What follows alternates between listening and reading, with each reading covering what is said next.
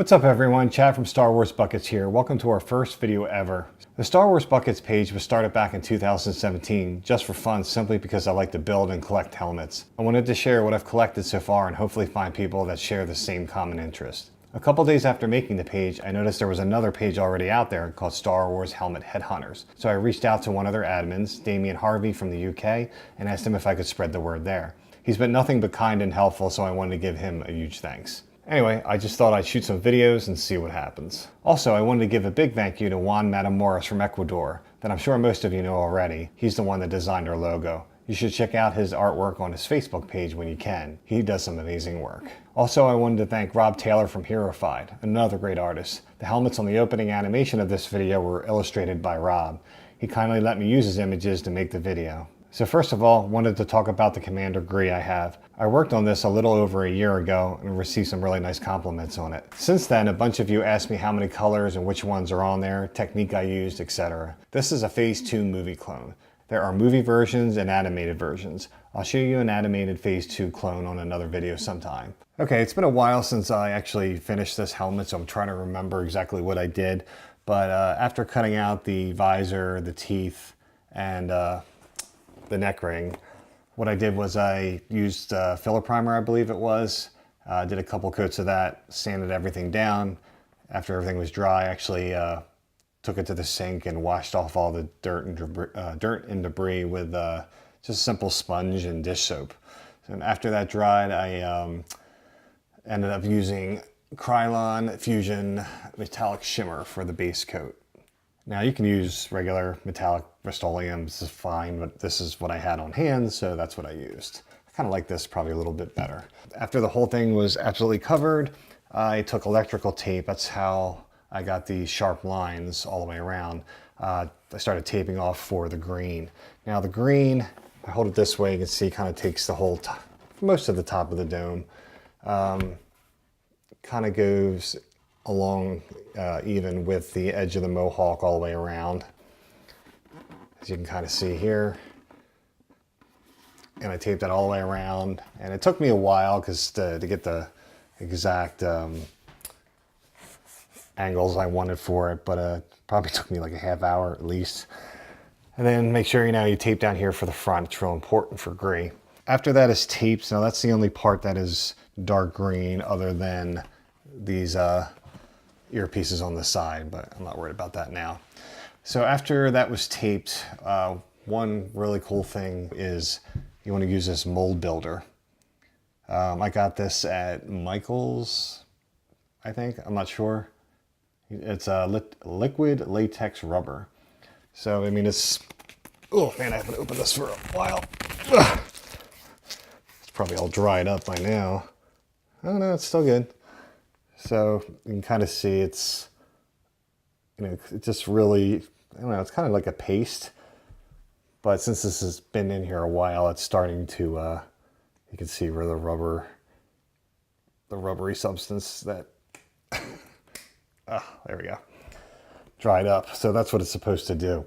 So anyway, you just take a brush. I gotta wipe my hands. I took a brush and then painted on where I wanted the chip marks. Now this is really important for Gree because this is one of the real trademarks of this helmet. So I'm trying to look at the screenshots, which are hard because they're limited for Gree, and I went in there and I just took a brush and kind of guessed about how big and the location for each chip mark is depending on the movie. So I did there, and then I did a little bit on the top and then on the back. You can see on the side there. And then obviously you want to do it on the front. So I've got a couple marks there, a couple marks there. So you paint it on, let it dry for a little bit, and then you go ahead and then spray paint your green on. Now make sure when you're doing the green, make sure this side of the mohawk is covered, because this is not supposed to be green, it's supposed to be white. Kind of a pain to tape, but it is what it is. So after I spray painted green and pulled the electrical tape off, I just left the mold builder on there. I didn't pull it off until the end. I don't know why. I guess that's just the way I did it. So after that, I added the tape around here for the lighter green. The green I use is the same, I don't have the can with me, but it's the same stuff, but it's called Camp Green, C-A-M-P. Just a lighter green. Now there's 4 areas for the green. So you have the 2 front areas for the cheeks, and you have to get all these outline, the top and the bottom parts. And the same thing with the back. You get this whole section here and this whole section here. Also, what is light green is the kill stripes. Now the kill stripes, I've seen some people do it with markers, which I'm not a big fan of. I took a screenshot of the movie and tried to match it as close as I could. The movie actually has a little line that goes through here, so I tried to match that as close as I could. So I went to Adobe Illustrator and I drew these lines and I cut out with an X-Acto knife and made a stencil and then laid it on here. And then I took the mold builder again and I just put it on top, spray painted and pulled off the stencil, and that's what I got. But obviously before you add that, you have to add the gray on the back. Now the gray I used, I think, it's been a while. I think I used satin granite, I believe. It looks like it's pretty close. That's what I was searching for in my garage before I set this video up. But I believe it's a satin granite. Now here's one thing that a bunch of people get messed up as far as gray. Now this part is supposed to remain the metallic silver, the front of the faceplate. From this line back, you can see the difference. It's gray. So you can see the silver is here and the gray is here. This is supposed to be gray, and the whole entire back of the helmet is supposed to be gray, not metallic silver. It drives me crazy when people do that, but from this angle, you can really tell the difference between the two. And obviously this is silver here, and you can tell that's gray. Now, also, another thing to add is, this may be hard to see in the video, but you need to break out an airbrush and airbrush the top of this. Now there are a bunch of little black soft dots. I think it's hard to see, but you can kind of see them all over the place here. And they're on both sides. So when you're airbrushing this, it kind of looks like a green ladybug at first, and then I'm sure, you know, mine was a little dark at first, so I ended up taking some sandpaper, lightening it up. Yeah, I think this is the best angle with the lighting, but you can see all the little black dots, but that's important. That's a definite Gree paint scheme. And he also has them on this. So you can, they're kind of like, they're on the top and the bottom of the stripe section. So you want to airbrush them. My friend actually had an airbrush at the time, and he helped me with this. He sprayed all these for me, and then I blended them in. Now I have my own airbrush, and I don't have to worry about it anymore.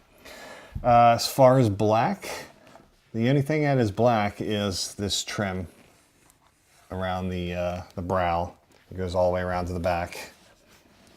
And additionally, this line and 2 dots are black, and this section is black here. White, obviously, you can see white is here, here, here. The mohawk is white, including the sides, and the earpiece, or ear cap, whatever you want to call it, that is also white.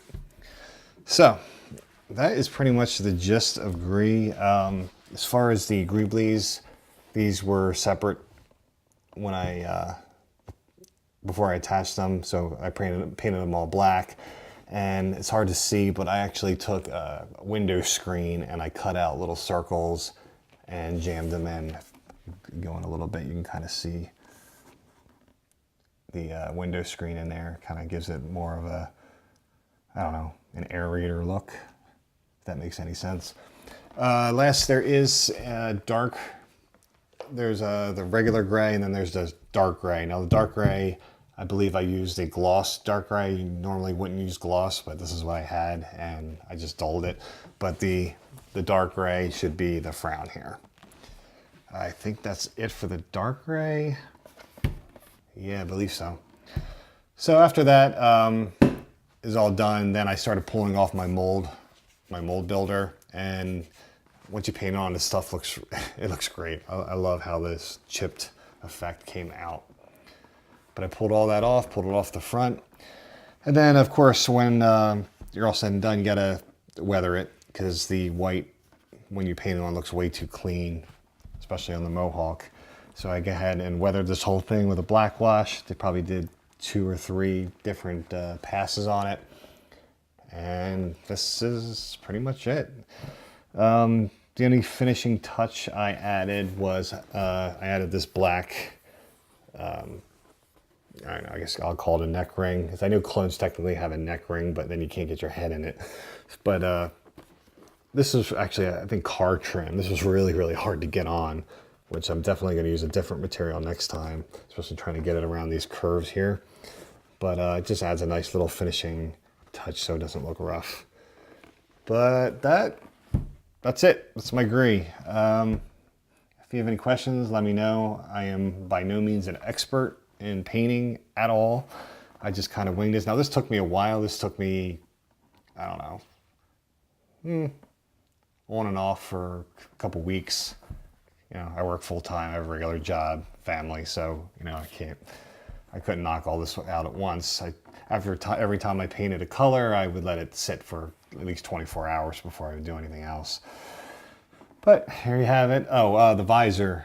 It took me a while to find this stinking green visor. I tried some different materials, nothing worked. But then there's this great company called Kalevala Visors. I think I'm saying that right. Kalevala? I think it's Kalevala. K-A-L-E, V as in Victor, A-L-A Visors.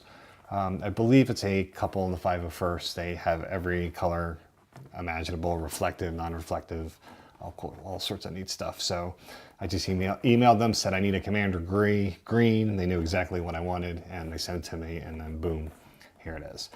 And then lastly, obviously you add your mesh on the inside for the angle right there. You go. Now you can see it.